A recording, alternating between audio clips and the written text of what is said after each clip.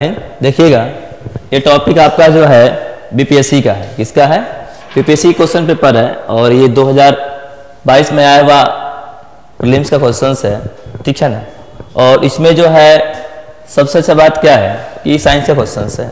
बहुत सारे बच्चे जो है 8 क्लास या 9 क्लास या 10 क्लास में या 7 क्लास में साइंस पढ़ते होंगे, तो इसमें वो जितने भी यहाँ क्वेश्चंस दिया हुआ है ये सब क्वेश्चन आपका जो है 10 से 9 से और 7 से काफ़ी अच्छा क्वेश्चन है।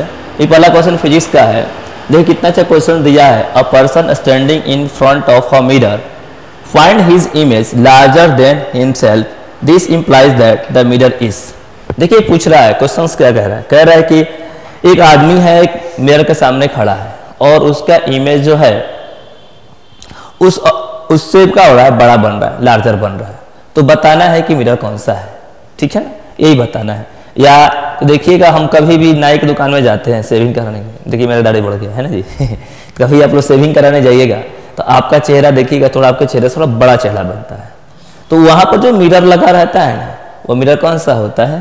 तो आपका जो है कॉनकेव मिरर होगा। कॉनकेव मिरर में क्या होता है कि ऑब्जेक्ट से कुछ बड़ा क्या होता है, इमेज जो है बनता है किसमें? कॉनकेव मिरर में। बात समझ में आ गया? उसको हिंदी में हम लोग अवतल दर्पण कहते हैं। अवतल दर्पण का मतलब क्या होता है? जिसका परिवर्तन सतह क्या होता है, अंदर की तरह धंसा रहता है, उसको क्या कहते हैं? अवतल दर्पण के नाम से जानते हैं।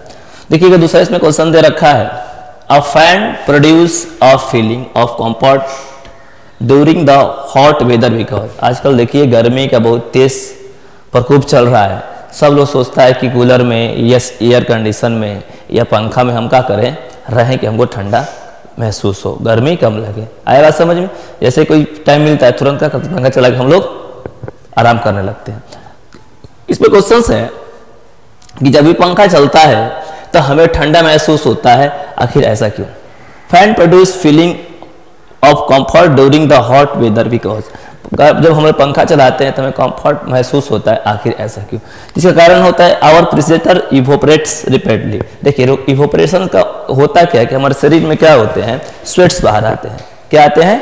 स्वेट्स बाहर आते हैं। और स्वेट्स जो है काफ़ी तेजी से क्या होता है, इवोपरेट्स होता है। जब काफ़ी तेजी से आपका जो है स्वेट्स हमारे बॉडी का जब इवोपरेट होना चालू हो जाता है तो हमें बिल्कुल क्या होता है, कंफर्ट, ठंडा महसूस होता है, हमें क्या होता है, राहत मिलना चालू होता है। ऐसा तेजी से इवोपरेशन तब होता है जब ऊपर से क्या होती है, पंखा चलता है। जब ऊपर से पंखा चलता है तो हमारे शरीर के अंदर का जो स्वेट्स होता है, पसीना होता है, वो तेजी से क्या होता है, वाष्पकृत। क्या होता है? वाष्पकृत मतलब भाप में क्या होता है, बनना चालू हो जाता है और हमें ठंडा लगना चालू हो जाती है। अगली बात समझ में? तीसरा इसमें क्वेश्चन है, ये भी 10 क्लास का क्वेश्चन है।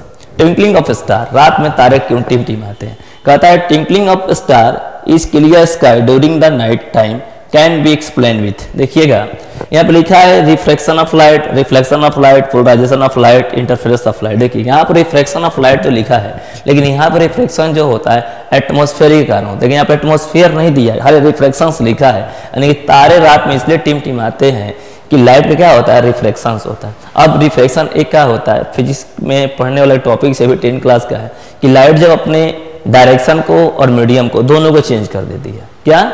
लाइट जब डायरेक्शन और मीडियम दोनों एक साथ चेंज कर जाती है, उस इवेंट्स को हम लोग रिफ्लेक्शन ऑफ लाइट के नाम से जानते हैं।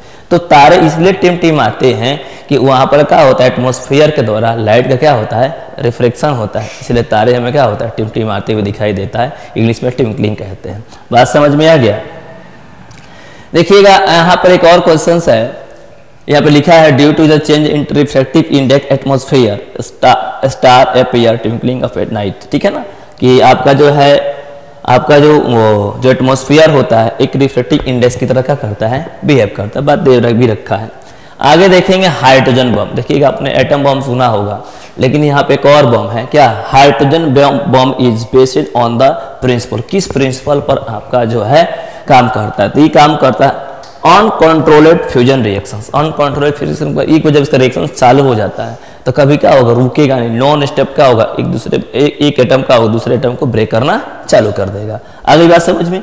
तो यहाँ पर अनकंट्रोल्ड फ्यूजन रिएक्शन के कारण हाइड्रोजन बम का क्या होता है, प्रिंसिपल होता है, और इसी प्रिंसिपल पर क्या करता है, हाइड्रोजन बम का करता है, वर्क करता है। ओके, आगे है काफी अच्छा क्वेश्चन है, 5 नंबर क्वेश्चन दे रखा है। Food is cooked faster in a pressure cooker because.